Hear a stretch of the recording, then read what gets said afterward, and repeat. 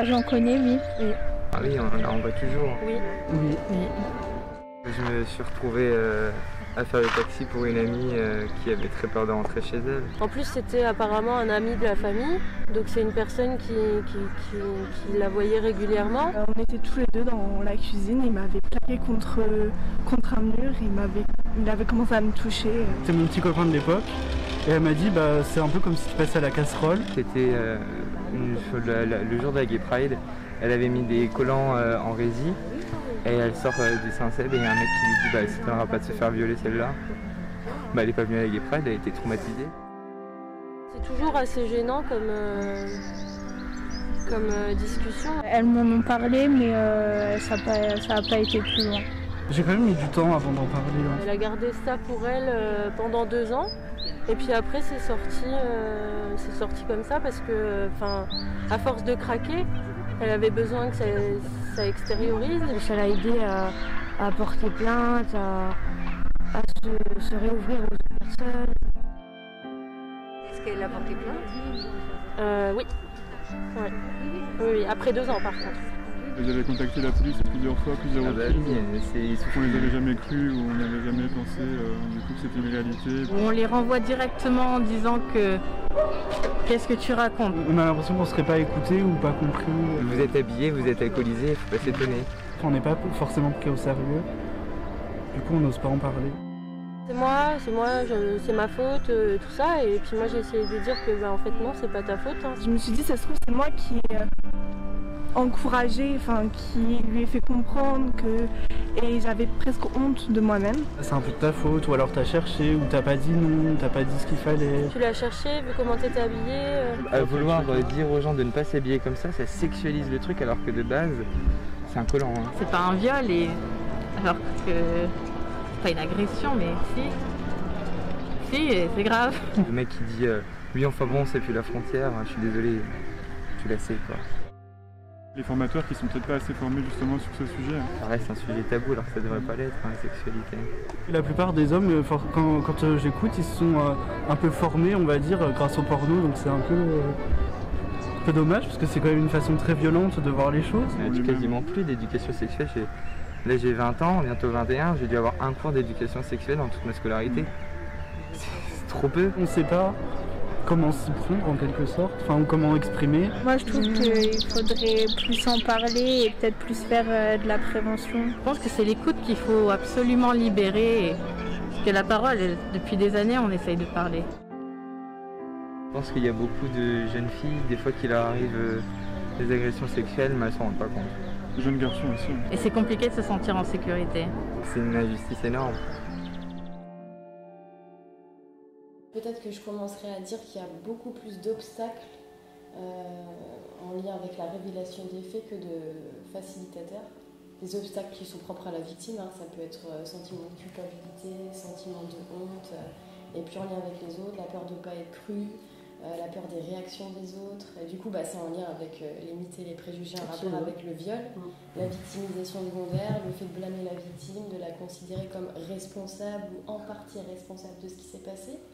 Et puis, il y a aussi le système judiciaire qui est impliqué et la peur des réactions de la police, parfois le manque de confiance des gens en général envers le système judiciaire, le fait de considérer que même si la victime ira porter plainte, de toute façon, l'auteur ne sera pas incarcéré. Il y a vraiment plein de choses qui sont en lien là. C'est tout l'intérêt des recherches pluridisciplinaires, d'avoir des regards croisés sur un même objet. Moi, ma réaction sur ces 3 minutes de micro-trottoir, c'est que on pourrait avoir le sentiment, si on reste dans l'instant, qu'on vit une période où il y a des infractions, des agressions partout, que personne ne peut en parler, que la police ne les écoute pas. Le juriste revient toujours d'abord à l'histoire. C'est quoi l'histoire de la délinquance sexuelle et de la parole des victimes? Évidemment, on a une diminution constante des faits d'infractions sexuelles par rapport à la génération de nos parents, de nos grands-parents, de nos arrière-grands-parents, et on a une libération progressive de la parole et une réception de cette parole par les institutions. On forme les médecins légistes, on forme les policiers, on forme les gendarmes. C'est pas parfait. C'est évidemment pas un radar qui arrête tous les agresseurs, évidemment, mais on a fait déjà des progrès immenses.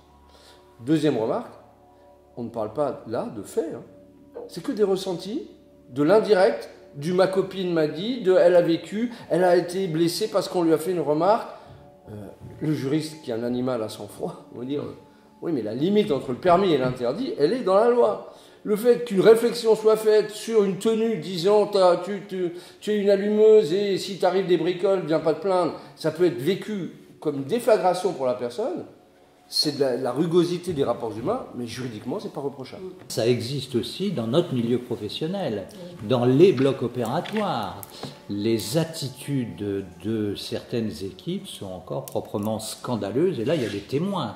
Donc, moi, en tant que médecin légiste et expert, je dois dire que la parole doit être libérée, et je dois dire aussi que les services de gendarmerie et les services de police ont fait ces 10 dernières années des progrès extraordinaires dans cette écoute. Donc je ne leur jetterai pas la pierre aujourd'hui comme je l'eus peut-être fait il y a encore quelques décennies. Il y a ce sentiment dont Marianne parlait, ce sentiment de culpabilité, à se dire finalement si c'est arrivé, comme c'est absolument pas dissible, comme c'est absolument pas conceptualisable, oui, on peut pas le comprendre, pourquoi moi, c'est que forcément j'ai fait quelque chose. C'est la seule rationalisation. Donc c'est ce sentiment de culpabilité qui est si difficile, qui est pénible, qui est vraiment, qui a des conséquences psychopathologiques sévères. Ce sentiment de honte, aller parler d'un événement qui vient faire effraction dans l'intimité, publiquement. D'autant que dans la majorité des cas, c'est quelqu'un de l'entourage, familial, professionnel, etc. Le viol par un inconnu dans un lieu public, c'est marginal. C'est marginal. D'où l'aggravation de la difficulté, je crois. Les conséquences sur la famille. On préserve l'homéostasie, on préfère ne rien dire, on protège la maman. Il faut que tout le monde sache qu'il peut y avoir un viol entre époux. Alors le plus souvent, c'est un homme qui viole une femme, dans 90% des cas, mais que le mariage n'est pas un sacerdoce qui permet de faire n'importe quoi. Moi, j'entendais une fois une infirmière qui me disait que un couple n'arrivait pas à avoir d'enfants et pourtant ils ont tout fait jusqu'au jour où après 2 ans de consultation, elle se rend compte que la femme a des éruptions cutanées au niveau du nombril. Et c'est là où, oui, ils essayaient d'avoir un enfant en cherchant à pénétrer le nombril de sa femme. On en est là, quoi. Et depuis que je raconte cette anecdote, on me dit mais oui, mais moi aussi, mais ça m'est arrivé, moi en tant qu'infirmière aussi, je l'ai vu, je l'ai entendu, moi en tant que sage-femme, je l'ai vu aussi. Donc c'est pas logique. On est à la fois dans une société où on cherche à traquer le viol de toutes les façons, mais à côté de ça, on forme pas nos jeunes à savoir comment avoir des relations sexuelles, comment ça doit se passer, comment on doit communiquer justement, que ça peut se faire doucement, qu'il n'y a pas forcément de pénétration. Et là justement, peut-être qu'avec cette nouvelle loi, on va se rendre compte qu'un viol n'est plus une pénétration et que ça peut justement, et au-delà de ça, on peut soulever le débat en disant oui, mais qu'est-ce que l'amour? Comment avoir des relations avec un homme, une femme, entre 2 femmes, 2 hommes, peu importe. Je vais revenir sur la notion d'éducation sexuelle qui est revenue à plusieurs reprises dans les propos, parce que l'éducation sexuelle à l'école est dans les programmes depuis 1973. Mais que l'éducation nationale n'a pas su faire, ou plutôt, elle s'est fait happer par le monde médical. On a transformé ces cours d'éducation sexuelle en cours d'anatomie et de cycle de la conception. Ouais. On ne parle jamais, moi j'ai jamais entendu, et aucun de mes enfants ne m'a rapporté avoir entendu parler de plaisir, d'orgasme, de clitoris, de caresses, de cunnilingus. On ne parle pas de plaisir, on ne parle que d'anatomie. Et surtout, on ne parle pas de relation. C'est quoi la drague? Ça commence comment? Quand est-ce que ça doit s'arrêter? Qu'est-ce que signifie le oui, le non? Comment est-ce qu'on gère sa sexualité, etc. La masturbation. Bref, toutes ces questions-là sont évacuées. Qu'est-ce qui se passe pendant ces périodes-là où justement la personne garde tout pour elle, où on dit qu'elle va ne parlait absolument à personne, à zéro personne, même pas à sa meilleure amie. J'ai vu en procès, moi, un président de cour d'assises me demander clairement, à la suite de 3 procès différents, qui mettaient en œuvre la même victime, mais avec des auteurs différents, et pendant des temps différents. Il y avait eu 3-4 ans entre 2 procès, avec une même victime de viol, mais sur 2 auteurs différents. Il m'a posé la question suivante. Pensez-vous qu'il y a un profil de victime de viol? Le discours des plaignantes, que ce soit les plaignantes spontanées ou les plaignantes un peu, qui vont se plaindre un peu plus tard, et majoritairement, c'est ce qui m'avait poussé à faire cette recherche-là, et met en scène majoritairement d'autres personnes qu'elles-mêmes. C'est-à-dire qu'elles vont parler de l'auteur, c'est-à-dire qu'elles vont, ça c'est ta thèse, qu'elles vont chercher à comprendre pourquoi l'auteur a fait ça. Et il y a des travaux actuellement qui travaillent là-dessus, qui portent là-dessus, c'est très intéressant. C'est une des grandes parties de la thèse de Marianne. Et d'autre part, où on voit vraiment tous les mythes et tous les préjugés sur la scène conversationnelle. Et d'autant plus, et c'est ça qui était étonnant, parce que moi je m'attendais à l'inverse, d'autant plus que la plainte est spontanée, qu'elle est rapidement déposée. Un peu comme si le travail qui avait été fait pendant toutes ces années avait permis justement de revenir sur ce que la doxa a pu induire dans la pensée de la plaignante. Comme si elle avait pu un peu faire le point, à se dire que finalement elle peut aller porter plainte parce qu'elle n'est pas si responsable que ça. Mais la personne qui va rapidement porter plainte parle de « pourtant j'avais pas mis de rouge à lèvres ce jour-là ». Pourtant, ce soir-là, je n'avais pas mis du haut talon. Pourtant, j'avais un jean et ma jupe étaient dans mon sac parce que c'est ce qui se passe aujourd'hui. Les jeunes filles, moi j'ai interrogé. Après avoir fait cette étude-là, j'ai interrogé mes étudiantes. Et je leur ai dit, mais quand vous allez chez des amis le soir, comment vous faites? Et elles me disent, on a la jupe dans le sac. On a la jupe dans le sac et on traverse la ville en jean et basket. Et elles arrivent chez la copine et elles se changent. C'est-à-dire qu'elles ne sont pas libres. Mais révélation, c'est pas élaboration. C'est-à-dire que révéler les faits ne veut pas dire aller mieux. Ça soulage. Un certain temps, après la procédure est parfois douloureuse. Ça soulage sur le moment, ça c'est quasiment tout le temps. Mais ça ne veut pas dire qu'il y a une élaboration, c'est-à-dire un travail psychologique qui va permettre d'intégrer l'événement qui n'était pas prévisible et de faire avec. On n'arrête pas de dire aux victimes à la télévision, dans les téléfilms, etc., que le procès va être thérapeutique. Par le procès, elles vont pouvoir faire un deuil, élaborer, se reconstruire, le ciel sera bleu, elles iront bien, etc. C'est un double mensonge, parce que certaines victimes ne pourront pas faire un procès, parce qu'il y a des obstacles juridiques, ne serait-ce que la mort du suspect. Vous voulez faire un procès aujourd'hui à Fourniret, parce que vous dites j'ai été violé par Fourniret, ben il est mort, on ne fera pas de procès aux morts. Et oui, et donc cette victime-là, si on lui a mis dans la tête procès égale thérapie, elle n'aura pas de thérapie. C'est un mensonge. Le problème, c'est bien le délai entre la dénonciation des faits et le procès de la victime et de l'auteur, évidemment. Puisque c'est au moment du procès, et on sait tous qu'il peut y avoir une reconstruction. Et effectivement, si ce délai est trop important, on revient sur des éléments, on a des phénomènes de reviviscence de la victime par rapport aux faits, et ça peut être dramatique, effectivement. Mais si on pouvait, et là donc, je m'adresse aux juristes, je sais que je connais sa réponse, mais bon, réduire le temps entre la dénonciation et le procès pénal, ce serait un gain très important pour les victimes d'agressions sexuelles. Est-ce que, comme vous l'avez dit à l'instant, est-ce que le procès est forcément un facteur de reconstruction? Je voudrais bien qu'on fasse des études pointues. Je suis convaincu que c'est absolument discuté et qu'il y a d'énormes cas. Si vous saviez le nombre de victimes qui gagnent un procès et qui se flinguent après, parce que tout ce qui les a tenus pendant des années, qui était un objectif, un entourage, etc., aboutit. dans le pire des cas, à ce qu'on leur donne tort. Dans certains cas, on leur donne raison, mais pas assez raison. Parfois, on leur donne tout ce qu'elles demandent, mais il y a une espèce de gouffre, un abîme. Comme le dit Romain, là, on est dans la psychopathologie d'un procès pénal, certes appliqué aux attentats aux mœurs et aux viols. Je veux dire, c'est un autre sujet. Par rapport au micro-trottoir dont on vient de voir un extrait, il faut rester pragmatique. Pragmatique, moi je résous ça comme tout bon chirurgien orthopédiste avec un esprit de géométrie, c'est aller voir la police, aller voir la gendarmerie, être pris en charge par une structure où il y aura un médecin légiste qui pourra faire son travail de médecin légiste comme expert, c'est-à-dire sauver les intérêts judiciaires de la victime avant toute chose, et ensuite instituer une thérapeutique, en particulier avec l'aide des psychologues.